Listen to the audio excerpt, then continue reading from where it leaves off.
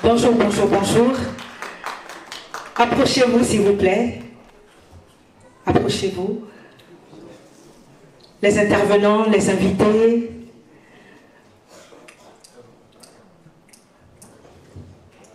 Les enfants, la jeunesse. Approchez-vous, s'il vous plaît. Approchons-nous. Alain, honte. Ah oui, Alain.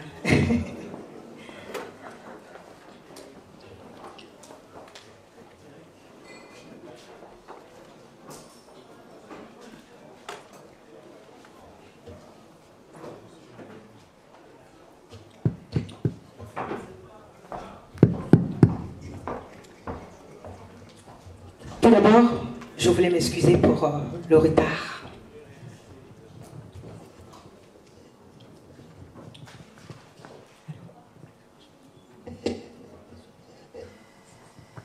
Allô. Allô. Allô. C'est pas trop bas? D'accord.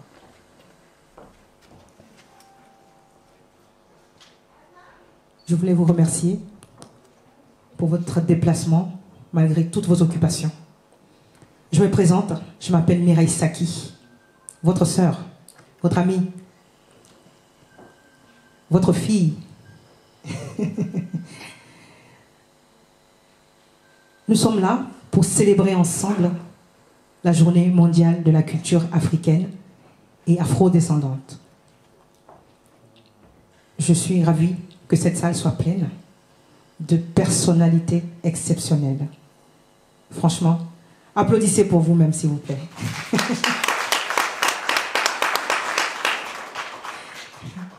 Merci. Nous sommes là en ce samedi 25 janvier 2020. On avait donné rendez-vous il y a 365 jours avant. Ma collègue Fatou Sagna, qui est dans la salle, était avec nous, était à nos côtés. On s'est donné rendez-vous pour le 25 janvier 2020 et nous y sommes. C'est une parole qui a été respectée. Nous sommes là pour célébrer la journée mondiale de la culture africaine et afro-descendante, qui est une journée qui a été décidée par les chefs d'État africains à Khartoum en 2006. Et donc, dans cette salle, je vais vous expliquer un peu le programme et après, on va suivre Donc, en premier, nous allons vous présenter une mini-vidéo de ce que c'est que la journée mondiale de la culture africaine. En deuxième position, on va vous présenter la vidéo de la représentante de l'UNESCO, Madame Audrey Azoulay, son discours qu'elle a fait hier, qui est le 24 janvier, qui est la journée officielle de la célébration de la journée mondiale de la culture africaine. À la suite, nous allons vous présenter les intervenants. Nous avons M. Cheikh, l'ambassadeur, son Excellence, M. Cheikh Keïta, qui est présent. Je vous demande d'applaudir, s'il vous plaît. Il est aux Nations Unies aussi. Nous avons l'inventeur, M. Victor Agbenienou, qui va vous entretenir, qui est le directeur de Rétis. Il va vous expliquer le concept innovateur. Nous avons le professeur Mawete Makisosila qui va s'entretenir aussi, qui va vous entretenir. Nous avons l'inventeur Aimé Deluge qui va aussi vous entretenir. Aimé Deluge qui est un afro-descendant, qui est originaire des Antilles. Et donc, il est aussi ami au CEFIACI, qui est le collectif des Français d'origine ivoirienne et les Amis de la Côte d'Ivoire, qui est l'association qui vous reçoit aujourd'hui dans la commune de Sevran, avec nos partenaires, le MCID, le Mouvement pour une Côte d'Ivoire debout, et l'ONG Le RAPEC, de John Dossavi, Haïté, qui est membre fondateur de la Journée mondiale de la culture africaine, et du RAPEC aussi également. Nous avons aussi ma collègue adjointe au maire, Fatou Sagna, qui va aussi vous entretenir avec vous. Quelques minutes aussi. Nous avons... Je pense que j'ai... Nous avons aussi, bien sûr, j'ai mon frère qui va aussi co-animer avec moi, parce que toute seule, ça ne va pas être facile. C'est le maître de cérémonie, le premier maître de cérémonie. Moi, je fais juste l'intro. Et puis après, dans la salle, ici, nous avons des artistes qui sont arrivés en premier. Merci à vous. François Kensi, Serge Kassi. Nous avons une délégation qui sont venus de l'Angleterre, monsieur et madame Wazi, Lokwa Wazi, qui ont un spectacle dans quelques semaines et qui nous ont fait l'honneur de quitter Londres pour venir nous soutenir à cette JMCA. Je vous demande d'applaudir monsieur et madame Lokwa Wazi, s'il vous plaît. Nous avons la présidente des filles de Guiberois, maman Marie-Élise Niaouré, qui est présente aussi dans la salle avec sa délégation. Nous avons maman Mimizea qui est là aussi avec sa délégation. Nous avons l'artiste Léonce de Bangolo qui est là aussi avec sa délégation et son manager.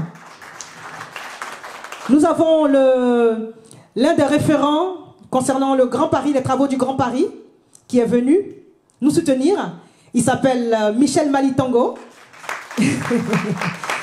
Le projet du Grand Paris, quand vous voyez dans la ville les grandes photos avec le monsieur géant, avec le gilet bien... Là, c'est Michel Malitango, qui est un référent, qui est un homme qui est très technique sur le terrain. Nous avons aussi notre frère qui est tout le temps avec nous, monsieur Kwasi, qui est au fond avec le chapeau. Voilà. Nous avons aussi, qui est-ce que je ne veux pas oublier quelqu'un, j'ai oublié personne. Nous avons beaucoup de personnalités, on va continuer au fur et à mesure que les gens arrivent, on va continuer de vous présenter. Donc merci encore. Je crois qu'on peut là. Bonjour à tous, moi c'est Alain Guédé, ravi d'être parmi vous ce jour-là. C'était pas très facile parce qu'elle n'a pas tellement l'habitude, mais je pense que tu t'es très bien débrouillé. On va l'applaudir, on va l'encourager parce que je pense qu'elle va encore revenir par ici. Ça a été Mireille, c'était parfait. Alors quant à moi, ben, je serai là pour vous servir. Et puis, je pense qu'elle a déjà presque tout dit. Elle a présenté tout ce beau monde qui était là. La culture, je pense que c'est ce qui nous reste de meilleur. Donc, qu'on soit 100 000 ou le nombre que nous sommes aujourd'hui, qui n'est pas négligeable, mais on parlera de culture. Et quand il s'agit de culture, je pense que tout le monde est d'accord. Nous devons défendre notre identité et c'est ce qu'on a de meilleur. Rien que pour ça, pour vous d'avoir adhéré à cette idée, applaudissez-vous encore une dernière fois. Merci beaucoup. Alors Mireille, ce qu'on va faire, on va continuer dans le programme que tu as donné au début. Je pense qu'on va voir la petite vidéo et puis après on laisse couler les choses. Voilà.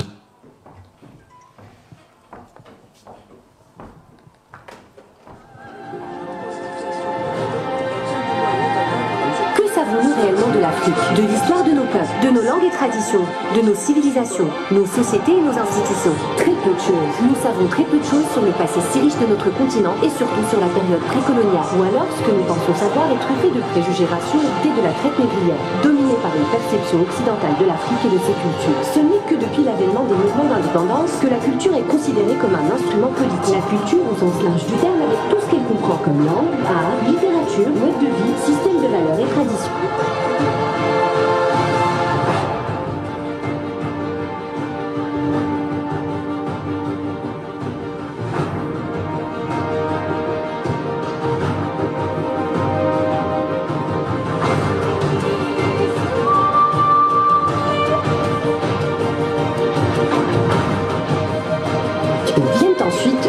Textes et manifestes qui reconnaissent aux politiques culturelles leur rôle primordial dans le développement économique et social des peuples.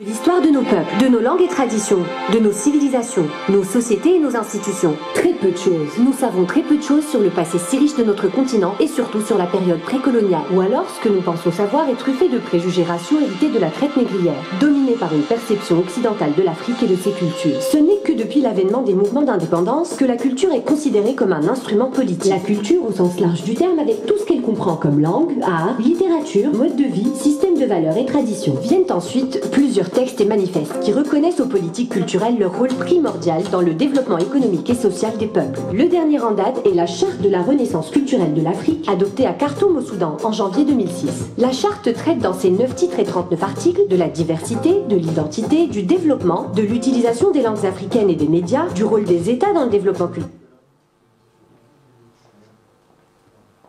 culturelle, de la coopération intra- et interafricaine et enfin de la diaspora africaine. L'un de ses objectifs primordiaux, diffuser les valeurs africaines à travers l'éducation. La charte reconnaît ainsi une grande valeur au travail colossal entrepris par l'UNESCO, l'Histoire générale de l'Afrique. Un ouvrage qui a mobilisé pendant une trentaine d'années plus de 230 spécialistes africains et internationaux. 8 volumes considérés comme une contribution majeure à la connaissance de l'histoire africaine. La charte recommande de diffuser cet ouvrage en l'intégrant dans les systèmes éducatifs, mais aussi à travers les médias. Cet ouvrage a été traduit, y compris en 3 langues africaines. Chaque pays devrait, selon cette charte, enseigner ces langues, surtout aux plus jeunes, pour garantir leur enracinement dans leur culture. Pendant la période coloniale, des milliers d'archives ont été pillées, volées ou détruites. Aujourd'hui encore, le trafic illicite de biens culturels provenant d'Afrique est monnaie courante. C'est pour cela qu'il est nécessaire pour chaque État de prendre des mesures non seulement pour protéger, mais aussi récupérer les biens spoliés et ainsi restituer l'histoire du continent. Une démarche qui nécessite la coopération entre les pays africains, mais aussi avec leur diaspora. Mais comment donc atteindre ces objectifs? En travaillant main dans la main. Les gouvernements ont le pouvoir d'intervenir au niveau législatif et fiscal et ainsi offrir un environnement propice au développement des arts et à la diffusion des cultures. L'Union africaine pourrait, comme stipulé dans la charte, créer des maisons de l'Afrique et ainsi garantir plus de visibilité aux artistes africains du monde. Mais ce rayonnement serait impossible sans l'implication de la société civile et acteurs culturels qui, eux, ont le pouvoir de pousser leur gouvernement à ratifier la charte de la Renaissance culturelle africaine. En somme, à travers la protection, la formation, l'éducation et la promotion, la charte de la Renaissance culturelle africaine vise à utiliser les arts et la culture comme des instruments politiques au service de l'unité africaine, mais aussi pour accélérer le progrès social et économique des pays et réduire les inégalités et l'injustice. C'est pour toutes ces raisons qu'il est important pour les opérateurs culturels de travailler ensemble pour l'entrée en vigueur de la charte de la Renaissance culturelle africaine. Alors, à nous de jouer.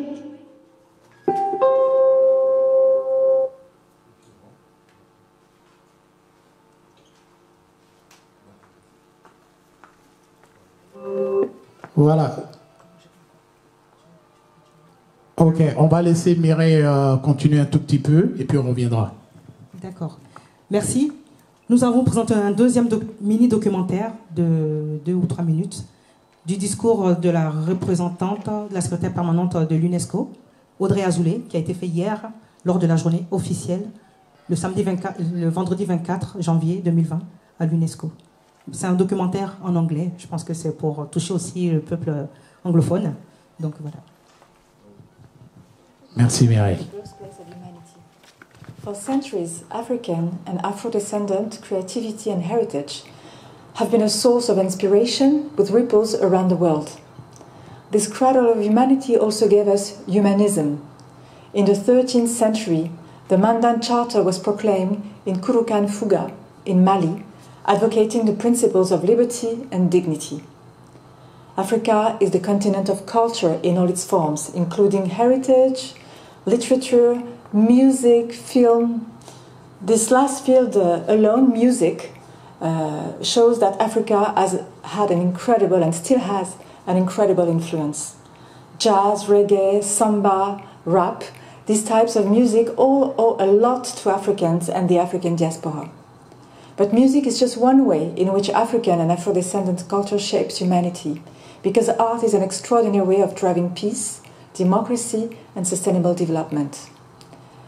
UNESCO is committed to safeguarding the tangible and intangible heritage of African and Afro-descendant peoples, supporting their participation in the creative economy, and ensuring that Africa takes its rightful place in today's world through our global priority for Africa. Today is the first ever World Day for African and Afro-descendant culture. UNESCO is very proud that from now on, the world will celebrate this event every 24th of January. Thank you very much. Merci beaucoup. Voilà, on va applaudir un peu les vidéos. Merci. Alors.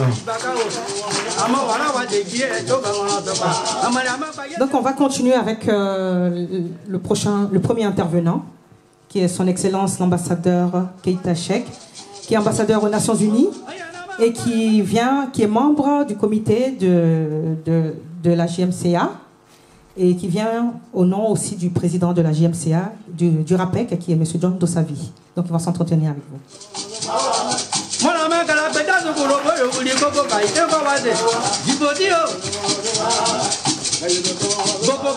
Alors, monsieur, excusez-moi 2 minutes. J'ai rien entendu. Rien du tout. Voilà. Pour une fois, on pleure pas. On parle de ce qui est bon pour nous. Donc on devrait être en joie.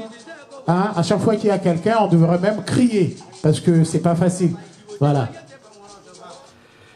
Alors, bonsoir tout le monde. Bonsoir. Je suis très heureux d'être là avec vous. Je suis très très heureux d'être là avec vous. C'est une journée exceptionnelle. Je vois que dans la salle, il y a des Africains, il y a aussi des amis d'Afrique. Et ça, c'est extraordinaire puisque le thème de cette journée est aussi le partage, la liberté, le vivre ensemble. Un fils du continent a rêvé un jour de cette journée. Il a travaillé avec un collectif. Il a travaillé tous les jours, des mois, des années, pour arriver à ce jour très important, ce jour de communion de la culture africaine et la culture des Afro-descendants. Cet Africain se nomme John Dossavi, qui a pris son temps, qui a rêvé pour une chose, et ce rêve est devenu réalité par le travail qu'il a effectué au sein du RAPEC et au sein de la JMCA. Je suis très heureux et ému à la fois d'être à cette tribune pour lancer ce discours vers vous, pour partager cette communion, pour partager cette journée exceptionnelle, cette journée historique qui sera désormais la journée mondiale de la culture africaine et des Afro-descendants. Nous venons de loin. Souvenez-vous de la mission civilisatrice des Européens. Alors je me pose la question, c'est quelle civilisation dont il parlait? Puisque l'Afrique était déjà civilisée, parce que nous avons nos royaumes, nous avons nos rois, et nous avons des communautés qui étaient si organisées dans le Mandé avec le règne de Soundiata Keïta. C'est la charte de Fouga avec Soundiata Keïta qui a révélé au monde la première charte des droits de l'homme dans le monde. D'ailleurs, si vous avez suivi le discours de Madame la directrice générale de l'UNESCO, elle a fait un passage sur cette charte. L'Afrique a par la suite évolué. L'homme le plus riche du monde à cette époque était en Afrique. C'était Kankou Moussa, dans le règne de Soundiata Keïta. Notre civilisation est une civilisation extraordinaire. Nous pouvons en être fiers. Nos empires ont validé des choses importantes et nous avons donné au monde assez de possibilités pour son évolution. Nos couleurs sont visibles dans le monde entier. Nos saveurs sont multipliées dans le monde entier. Nos créations sculpturelles sont aussi exposées dans le monde entier. Nos musiques sont aussi traduites et véhiculées dans le monde entier. Nos œuvres les plus extraordinaires sont dans les musées du monde et qui sont appréciées. C'est ça la culture.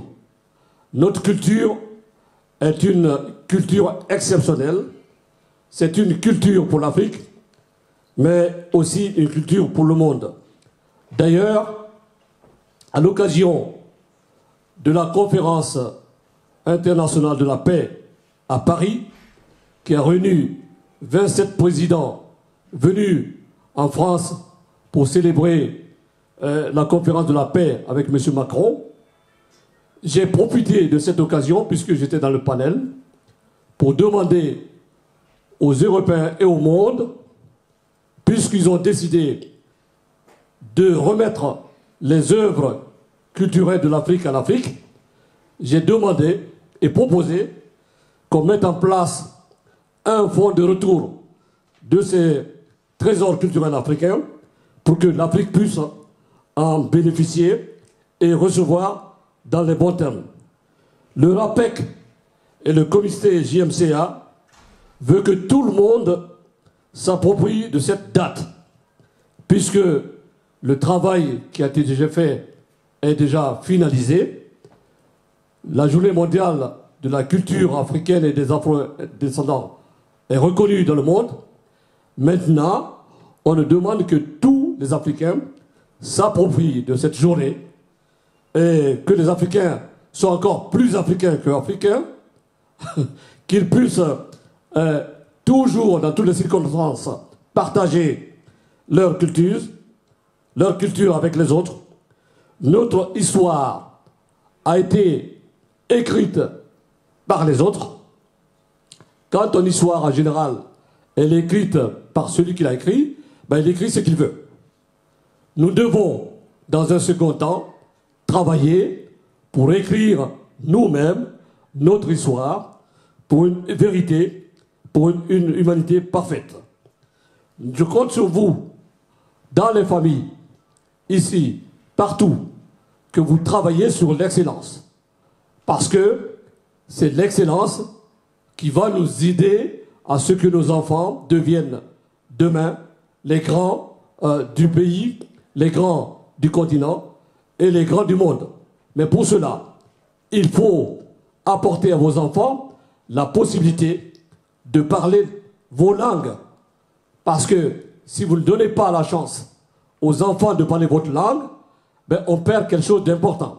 Et puis il est très important de savoir que si un enfant parle une langue à la maison, une deuxième langue, quand un enfant est bilingue, il est plutôt plus armé que les autres, puisque sa capacité est multiple dans le plan de travail et dans sa conception des choses, et aussi dans la maîtrise de la communication. Donc, donnez à vos enfants la possibilité de parler vos langues et puis travailler dans l'excellence. Je vous souhaite une très bonne fête de la journée mondiale de la culture africaine et des afro-descendants. Je suis très fier d'être là. Merci à vous tous. J'espère que nous allons nous retrouver l'année prochaine pour cette même fête, puisqu'elle est mondiale. Je vous remercie. Merci beaucoup. Merci. Oui, Charlie, tu peux mettre un bon son. Oui. Tu as droit de nous faire partir un peu à nos racines un peu. Merci beaucoup. Merci. Voilà, je vais vous laisser juste 2 petites minutes histoire de savourer ça un peu, parce que ça vient du terroir. Pour ceux qui ne savent pas, ça vient de la Côte d'Ivoire et ça s'appelle du tohou. Voilà.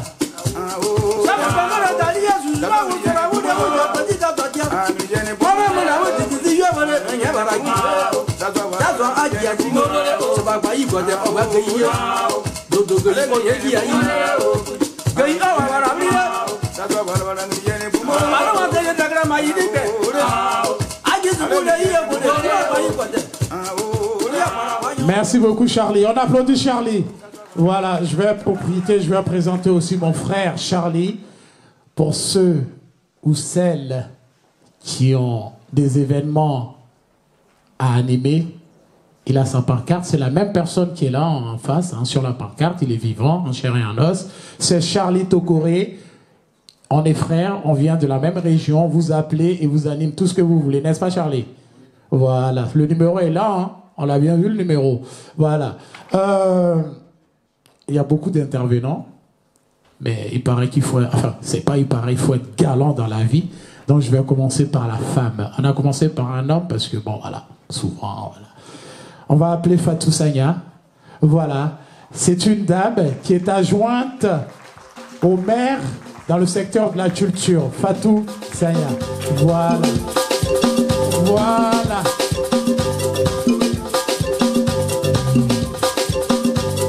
Merci beaucoup. Voilà, Charlie. Alors, excusez-moi, hein.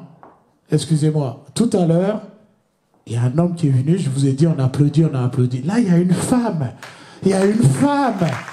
Voilà, parce que sans elle, nous ne sommes rien, faut le dire. Mais il faut qu'elle sache aussi, sans nous, elles sont rien. Est-ce que j'ai pas raison? Voilà. On est complémentaires. Voilà. Fatou, bonsoir. On est déjà le soir chez nous, hein. Sorcier, on est le soir. C'est pour ça que je dis bonsoir. Voilà. Vous allez nous présenter, vous, et voilà. La culture, on est là pour la culture. Elle est adjointe au maire à la culture dans la ville de Sevran. Donc, je pense qu'elle vend notre culture aux Blancs. C'est ça, hein? Voilà. Bonsoir à tous. Je parle assez fort, c'est bon? Alors, bonsoir à tous. Donc, voilà, effectivement, je suis Madame Fatou Sagna et je suis adjointe au maire à la culture de la ville de Sevran. Et je suis très contente d'être parmi vous ici aujourd'hui, donc suite à l'invitation de ma grande amie donc Mireille, donc pour participer donc à cette journée donc mondiale de la culture africaine et des afrodescendants. Alors donc nous sommes réunis aujourd'hui donc pour célébrer donc la journée mondiale de la culture africaine. Cet événement, donc, dont la date est un hommage à la charte de la Renaissance culturelle africaine, votée donc, le 24 janvier 2006 par l'Union africaine afrodescendants, et issue donc, du congrès panafricain sur la place de la culture, dont la thématique était donc la place de la culture dans le développement de l'Afrique. Entre autres, donc, cette charte fait allusion à la lutte contre la domination culturelle pendant l'esclavage et la colonisation. On peut dire dans cette charte que tout peuple a le droit inaliénable d'organiser sa vie culturelle. Cette journée, initiée donc par le Togo avec le coparrainage de 22 pays, a été adoptée donc le 20 novembre 2019 à l'UNESCO avec les 193 États membres de l'organisation. Si cette journée a été validée par l'UNESCO, c'est parce qu'il est important de mettre en lumière la diversité culturelle et qu'il faut laisser aux pays d'Afrique toute la place de le faire. Célébrer la culture africaine dans son entièreté, c'est célébrer ses rites, ses coutumes, ses valeurs et ses traditions. L'Afrique, berceau de l'humanité. Les plus grands historiens s'accordent à dire que le premier homme viendrait d'Afrique. L'Afrique est incontestablement le continent le plus riche du monde, que ce soit par rapport à toutes ses matières premières, uranium, pétrole, faune, flore, paysage, pour ne citer que cela. L'Afrique, à travers ses 54 États, peut et doit mettre en avant la richesse de sa diversité culturelle. Le premier pays organisateur de cet événement a été le Mali. Et c'est hier, donc la Côte d'Ivoire, qui a célébré donc, cet événement. C'est une idée totalement innovatrice pour le continent africain et nous devons la soutenir. Il est vraiment important de mettre en place